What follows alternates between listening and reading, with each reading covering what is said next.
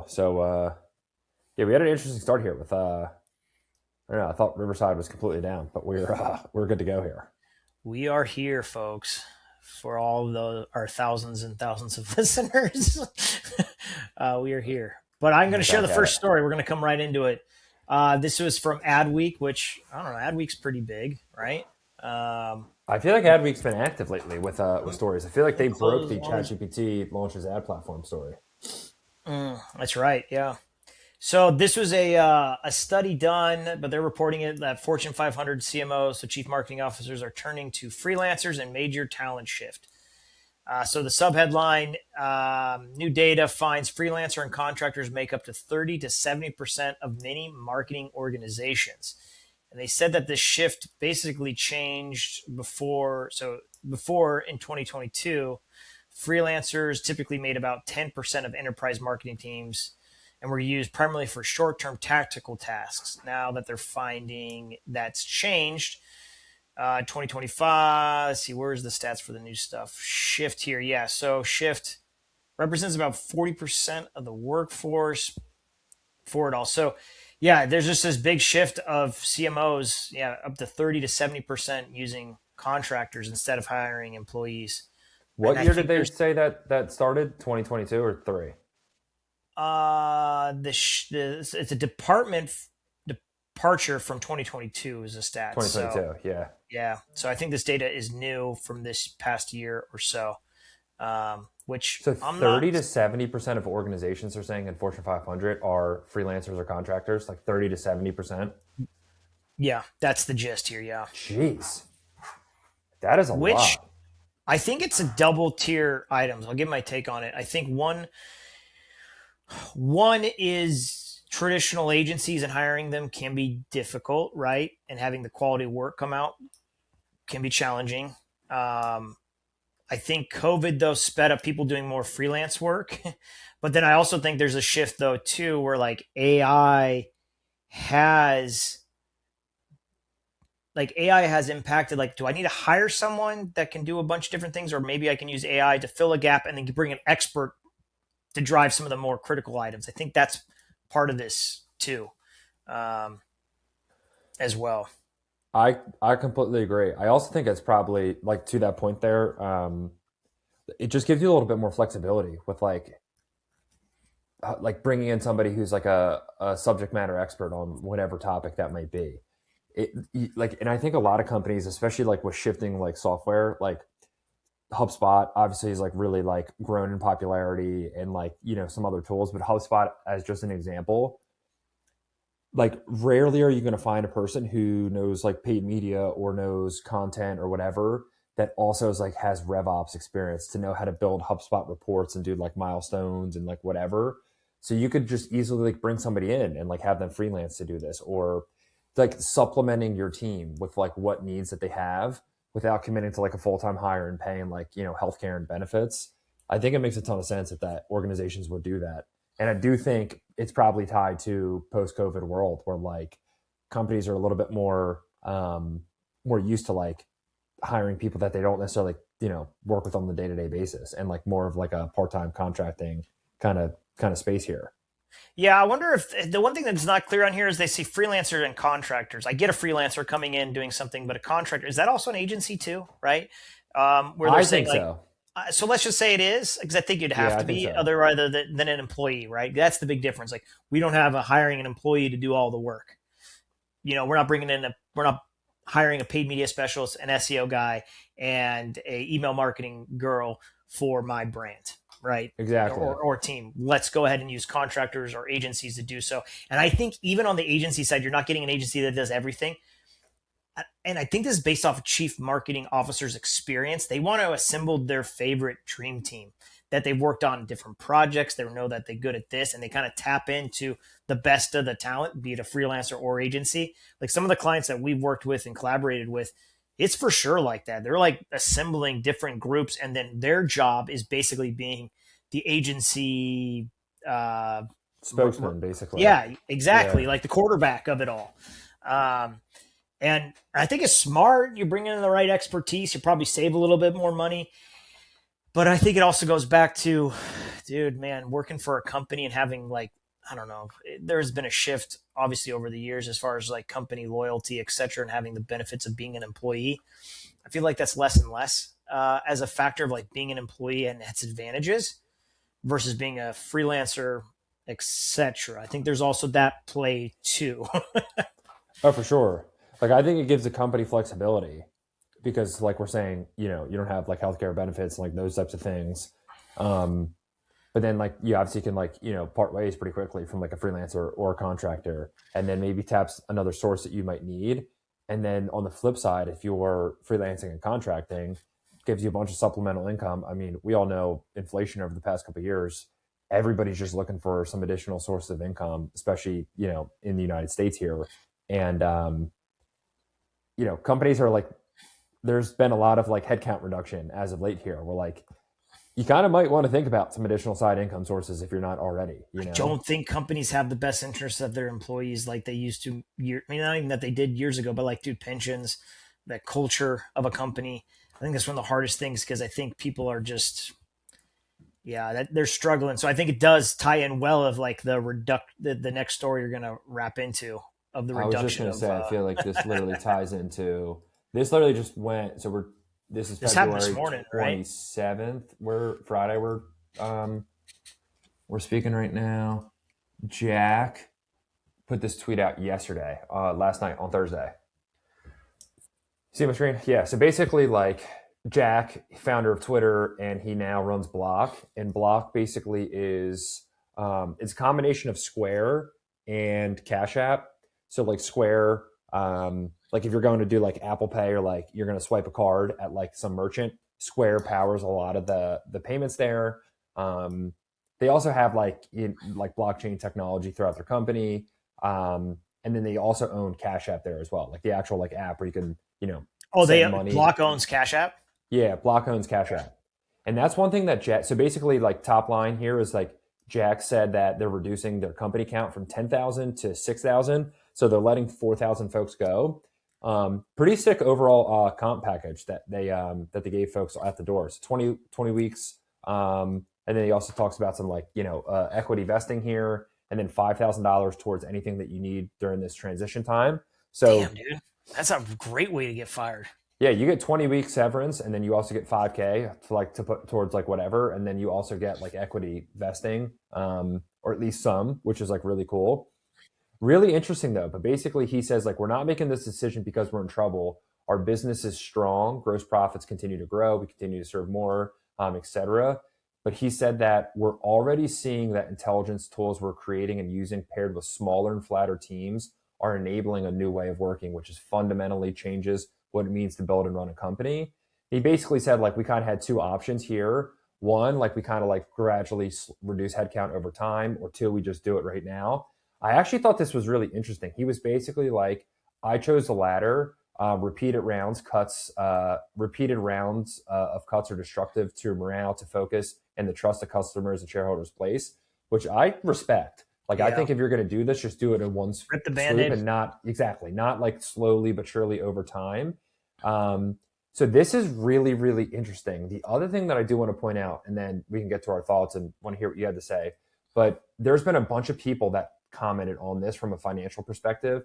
So Anash, not sure how to pronounce his name, and Jack basically alluded to this of like, we're actually in a really good financial spot at this company. Listen to how crazy this is, Steve. Block cut 4,000 people while posting its best quarter in company history, and the stock jumped 23%. So basically, they said Block's an open source company powered by AI agent called Goose, which is Anthropic's model context protocol, and it deployed across this entire company. One engineer said 90% of code is now written by Goose. Non-technical teams are using it to write SQL queries, close support tickets, and manage inventory without waiting for engineers. Block CTO told whatever newsletter that it saves employees 8 to 10 hours per week. When you multiply that across thousands of people, you start to understand how a company org chart can realize that half its seats are redundant. That's insane to think about. And then also, just one other point here about the financials. Financial proof is is hard to argue with. Q4 gross profit hit 2.8 billion, up 24% year over year. Cash App grew 33%. Operating income went from 13 million to 485 million dollars in 12 Holy months. shit. Isn't that insane? It raised its 2026 outlook to 12.2 billion in gross profit.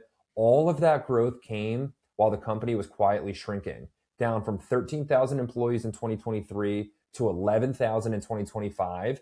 So you think basically from 23 till now they're more than half. They're going from 13,000 employees to a little under 6,000 employees, and That's their a business is use. exploding. That's a huge That's use case of insane. how AI is impacting white collar jobs right there, man. So the thing that I just wanted to note here is I feel like we've chatted about like the All In podcast a bunch on this podcast here, and David Sachs, like the AI czar right now within the government, his big kind of talking point is like, AI is actually going to be it's going to help grow the economy, it's going to produce more jobs, and it hasn't. Basically, anybody talking about AI is cutting jobs has kind of just been like a little bit like negative narrative and like getting ahead like that. We haven't seen it yet. We haven't seen it yet. This is a clear example of Jack literally saying that's exactly what happened. Sam Altman's also made statements of like companies are just cutting jobs right now and reducing headcount and just like whitewashing and blaming it on AI.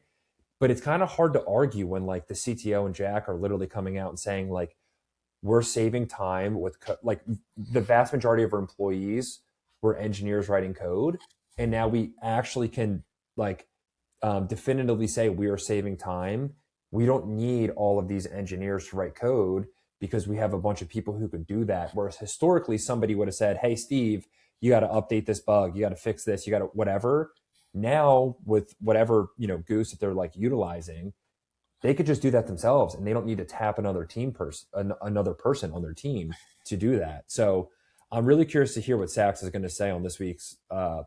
I don't know if it dropped and like I they haven't. I commented on looked this. Like at I this haven't listened to morning. this yet. It hadn't dropped yet. I was waiting for it to drop too for some of this news, and if they'll cover it, because typically they record on Thursday and it's dropped on Friday. Yeah.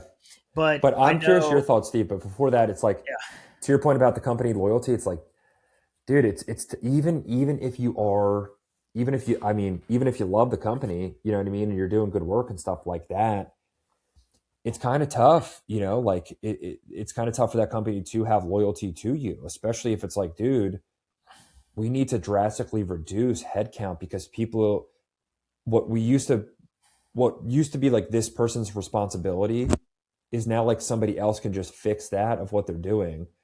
So you kind of can see like where that's like I would never want to advocate for anybody losing their job. Like that friggin' sucks to hear and see and everything. But it's like kind of makes sense. Like if that's how the org chart needs to be structured, like I can see why they would do that. Like that kind of nets out and that makes sense. yeah, man. I think 100%. Like even if like growing our business or if you're running your own company, I think you're making very different decisions about hiring, what you need to do, how it's organized, etc. And a lot of it is based off of some of it's the AI side of things. Even us, like where we bring in a lot of contractors to help work on accounts for us, like that was a decision that had nothing to do with AI back in Totally. the day because it was more efficient. There was a lot more ownership of the accounts, etc. There's a slew of different reasons. Incentives align for sure. Yeah, and then you kind of compound that now with AI too. It's like, man, that adds another layer of like of the decision making process of like actual employee. Like if you combine AI with contractors, you're going to be pretty good for a while without actual, you know, having to staff more. And this is the opposite where they're reducing. So I can see it, man, and it's hard to know. There's a Dan Carlin. He's a historian podcast. He's like, it's hard to know when you're in the gears of history when like pivotal things are changing, but you can actually kind of feel it. And we're in like in the middle of these transitional periods of like this AI, and it's like, we're seeing it, but it's hard. Like, give us 5 years back, and we'll look back at it, and we'll have a better perspective. But like, we're Oh, in for the middle sure. of it, So where this change is going, I think it's going to be interesting for us and the people that we work with, right? In the digital marketing world. Typically, we do work with these chief marketing officers. What do those teams look like in moving down the floor? Are they using more AI to reduce the need of bringing an agency or a contractor in, et cetera? Can they execute these things internally? And I think that's going to I think naturally this cut of employees is going to also bleed over into some of these cut of freelancers or contractors needs as well as AI replaces it. So I do think those. I do think it helps agencies, or at least smaller ones. I think the larger agencies that are like really, really expensive and high ticket, where you're spending like tens of thousands of dollars in like monthly fees, those are good. That's tougher to justify. But I think like a smaller agency where it's like, a little bit cheaper price and just a smaller team, or even like freelancers, I do think they're positioned pretty nicely in this era here, where like a lot of these CMOs, not to be like ageist or something like that, but like some of these people they're not going to want to like figure out like Nano Banana. They're not going to want to figure out N8N. They're not going to want to figure out co-work or anything like that. They're just going to want to have like some of these freelancers come in and help them set that stuff up and help them do stuff like that. I feel like it helps the small, like this kind of sets up like a smaller agency or like freelancers or contractors. Um, I don't think that means like you have to be like fully like, hey, like we're going to shift our whole business to be like, we're just an AI agency now. But I do think it puts us in a good position for like contract work and freelance work. Because like we were saying, it gives their business like a little bit less flexibility, as opposed to you then hire, a handful of people with like large salaries full time with benefits, like who like might have to like constantly like context switch and like learn all these new tools constantly. Like it's just much more dynamic than it once had been, and I feel like that sets up nicely for like freelancers and contractors and agencies. But the bigger agencies like the Publicis of the world, the PwCs, I feel like that their business model is a little bit in trouble. Like, I don't know how long you could justify like paying somebody like $100,000 monthly, like uh, retainer fee. That type of stuff is going to be really tough. yeah, yeah, no, it's going to evolve for sure, and we'll see where that goes. But man, yeah, this I was reading about the story today, and it's big, and AI is not going anywhere. What I think OpenAI just got a huge private investment rounds 110 from billion. I just saw 110 billion.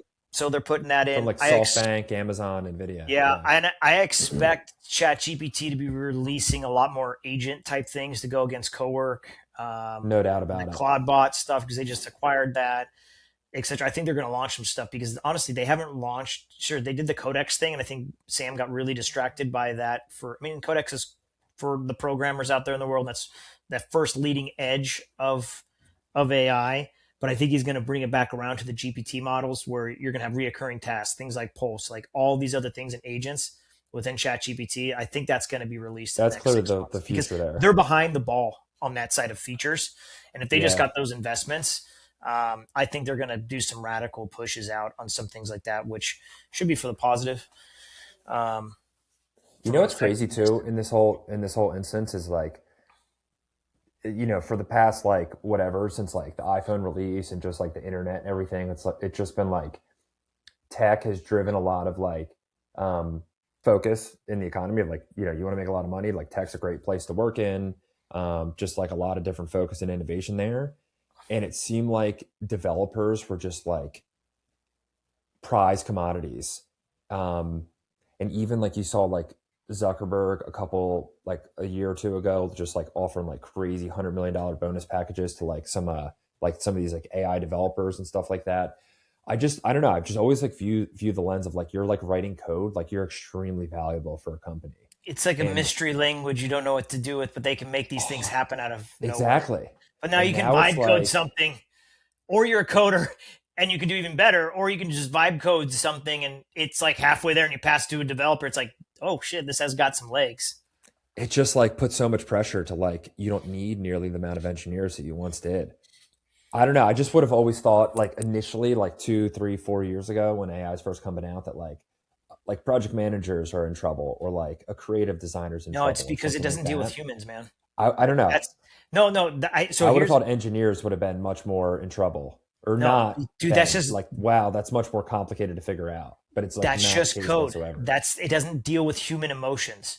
Like that's why AI is Yeah, so good at it, where it's like, I understand this pattern, the zeros and ones, this code language. I'm not dealing with the nuances of humans, right? I just need to change the interface, needs to do this, the colors that, this need that's super straightforward. And I think so that's why it's true. getting replaced first. The more humanistic items like project management, even writing emails, like that stuff still struggles. GPT struggles with that, and because it's a human element, and luckily, I think that's a saving grace. Where it's like the more humanistic type of thing, AI is going to struggle to get there. They will eventually get to where it feels like you're talking or you're writing, and it's not an AI. But it still struggles. But code is code, man. Like it's it. So I can It's so see why it true. got first. So Also, I just wanted to I got to shout out Jack. I've been following him for, I don't know, since he founded Twitter, and I feel like he's going to go down as like one of the greatest entrepreneurs of all time. I forget who said this, but my uncle, my uncle worked for a company, and they got acquired, and the founder of that company, extremely successful guy, obviously, because like, business grew, got acquired a couple times, financially did very well for himself, and then he got into politics, and he like just wanted to like just serve in public service. And I remember my uncle asked him of like, dude, like, you got all this bunch of money, you did like really good, like why don't you just like start another company? And he basically told him, he's like the chances of me having success again are like almost zero. If you look at like entrepreneurs throughout history, like the best ones pretty much just have like one hit. Like they're one hit wonders. They have one company that takes them to the moon, and like that's it. Like that's their main focus. Very rarely do people like have a really successful company and then go on to have like a second and third act and like build another business. And Jack did this with Twitter, and then he did this with, I mean, I don't know if he was like a founder of Blue Sky, but like he did some stuff with Blue Sky. But then he founds Block, which he started Square, he started Cash App, and then he merged the two companies, and you could see the growth here. It's just insane to think about like how much that this guy has done. so part Extremely of early in Bitcoin, yeah, like you know it's it's dude, just it's like unbelievable. so who gave him a shout out this morning? I was on X. Jason Calcanis from All In Podcast. He's got a bunch of different podcasts. He was exactly talking about this. He's like, no one talks about Jack and the successful exits that he's had, multiple exits. He's a quiet, private guy. And like He really to is. your point, like, dude, he should go down as probably one of the greatest tech guys in He's the got to be last. up there as one of Yeah, the top yeah, ones. yeah. Rinse and repeat, dude. That's it's yeah, I know for sure. But But it's so true. If you think about like a lot of the top guys, it's like very rare. Like Elon's obviously like a monster, but like a lot of them then just end up like acquiring and doing investing stuff and stuff like yeah, that. when And it's like like, I okay, guess you could maybe say Bezos with like his Blue Origin company and the rockets kind of, but like Zuckerberg's just been with Meta his whole career, and like yeah. Steve Jobs just had success at Apple, nowhere else. And you can go down the line with others. It's like it's usually just one. And Jack's done this like three-ish times, if not more. Like that's just unbelievable. Dude, and the way that he laid off these people with a 6 month and healthcare, like, dude, that's the way to do it. Like, they've had enough money to do it, which is crazy. Like, that's Respect that. I respect it, man. If it's the way it's gonna move to, but yeah, I don't know. I can't tell if I'm like I can't wait to hear what optimistic Sachs about the has to future or say not. on this pod. Yeah. I know. That's the other thing, Steve, that I wanted to mention there too is I'm curious, like to your point about like, when you're in like um shifting times, and how, like a major shift like this, like these engineers that get laid off, and like, some other people, and like we'll continue to see the ripple effects for probably the next couple of years. It's going to be really curious to see like what those jobs shift into, and like what that work eventually looks like, and what comes of this. Um, but I don't know. I would just say, like, as a sign of caution there, I think freelancers, contractors, and smaller knit agencies, I think we're going to be pretty well positioned. Um, I think like we were talking about, like a lot of these companies are going to like want to adopt some of like these new tools and like figure some stuff out. And I don't know. I think that at least positions people like us pretty nicely. Yeah, no, for sure. And I wouldn't start a software company either. Like right now, like that seems because anybody can create something right now, and it's like the value they just replicate it. And dude, so it's still an early development. We'll see what happens, but there's a very big SEO software company that's out there. Um, and they have a certain feature. I'm talking very generalities. I don't want to get into it too much, but I think it shows a point here. Is that there's this, SEO software company that's out there. They have a couple different features that they sell very hard as far as their main core efforts or core features of the platform itself. And it kind of does some like auto SEO optimizations, even though it's really not that. Um, and I honestly think looking at the platform, they sell a lot of people on this core feature, and this feature is not that crazy of a difficult thing to do. So like I just vibe coded a WordPress plugin that does the same fucking thing. I'm still getting it to go to market, and I still got to test it out, etc. But it's like, why not just replicate this and build it on my own, where I don't need to have this really expensive software with all these other bells and whistles, where the real value is just in this one feature. So it's like you take it out and you build the feature for it, and you go from there. That's where I would not want to be in a software business right now, because people can see your idea, see what it's there, and just replicate it. Like you could build your own HubSpot if you wanted to. There's so many different things for it all. That yeah, it's pretty interesting on that side. I know. I'm so curious to see how all this pans out and like where does that lead, Like where does that lead? Um but dude, I think I think one path that does lead to is like agencies and like freelancers and contractors, because you could be nimble and figure some other shit out. If like there's a new tool that comes out, like you as like a service, like sure, like there could be some other platforms that like can do some of this stuff, but it's going to be tough to like replicate like a human, like actually like talking to another human and being like, you know what, I got you There's a lot of covered. I value hear there. your problems and Yeah. issues. We've dealt with this before. We could figure these tools out, those types of things. Like, I don't know. I think there's a lot of value there. Yeah, dude. One thing that I mean, one other point I'd bring up too is like, dude, the amount of AI tools that are going out into the marketplace right now. I think I slacked you earlier this week. I was like, dude, it's nauseating to try to keep up with all of them, and a lot of it, Impossible. and how secure these things are. There was one that launched, like I was on X last week, and I saw this one product, and it's kind of like a Siri for your computer, and it does AI for everything. So you can just like have a dictation to it, and it's like, hey, can you write me an email and schedule this and do this? You're like, oh wow, that's cool. So it like takes over your computer and does things. And I had saw some kind of AI influencer that I follow. He had That's originally where I saw it. He had tweeted about it, and I was like, oh man, he's a pretty legit guy, I think. But it kind of felt like a paid advertising, and so I started going down this rabbit hole, and like they just got on this crazy influencer like push to push this app out to everybody from a promotional standpoint. And there's people commenting, and I was part of the thread of like, how secure is this? You're literally letting a company just come into your computer and write emails for you. Like, is the login secure, etc. The concept's really cool, but like, how secure is this? And I was going through like 4 or 5 different threads, like piggyback, like, hey guys, this looks like a great product. Like how secure is this? Can you talk about that? No replies at all as far as security. So I was pumped to install it, but I'm like, I'm kind of like second guessing. Like, dude, someone installs this on their computer and it's like their bank account information's right there, or let alone your Google Ads accounts, and it just goes haywire and takes over. That's where my head goes to there. You got to be super careful with this stuff, and I don't think people are. That's where my head goes to. So I lost a lot of respect for the guy that I follow from an AI influencer type thing. I was like, oh, dude, I mean, how much of his stuff, because it was not said it was an ad, like how much stuff that he's pushing is just AI slop garbage that's coming out. Just a slop. Yeah. You know what, Steve? I feel like too, like just chatting this through of like you could just vibe code your way to like different, little tools and use cases and stuff like that. And then like the security piece. I kind of feel like all roads lead back to like Meta, Google, Amazon, Apple. and like the big guys.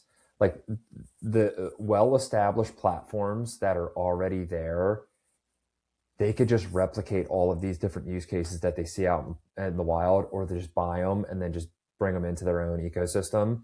And they just have such network effects with all of these humans that already use their products and services. It's going to be really tough to break through. Like, I feel like AI for a period was like, it could really disrupt major businesses, and probably still can. But I feel like we could probably see, you know, like if you had like a sick like video um image tool for like creative and design, like Google just released one for free, and it's like Did you see that enterprise thing? clients are probably going to choose Google because Yeah, it's secure.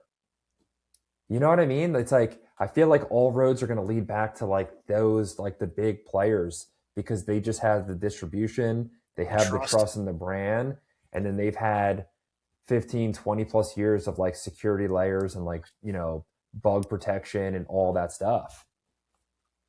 Yeah, I know. I almost feel like I'm missing the ball with some of these tools. Like, oh, I should try them out. But I'm like, I don't know who developed them. Two, like, is it going to be productive or not? I'm going to spend more time setting it up than actually doing the work itself.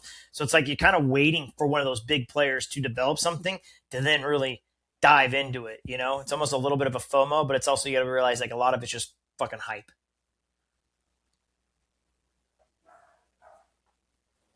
Oh, exactly. Yeah, it sounds like I got a delay here on my recording. My internet's kind of getting slow. Just all right, before we call it, the tool that you alluded to, the little vibe code, that project that you're working on, is Yeah. this going to be released to the public here? Are you going to make this public, I'm or is gonna this going to test be it like an out on internal our. thing? I'm gonna test it out first ourselves, and if all goes well, then yeah, we probably will. If it goes well, I got to see if it works. It's gonna be many months to see if it Nice. actually results. So we'll see. I don't know, man. It's just literally in the All production. right, We'll cool. see if it happens. Nice. But yeah, dude. Sorry, my internet's running slow. I don't know. It's a Friday. It wants to have margaritas already or something. So it is what it is. Yeah, exactly. All right, cool. We'll call it there. I feel like we covered a ton here, and yeah, shout out to Jack. What an entrepreneur that dude is, and really interesting interviews. If you want some like content for the weekend, I would definitely check out some of his interviews. He's an interesting thinker, and I don't know, cool person to listen to. But I feel like we covered enough in this one.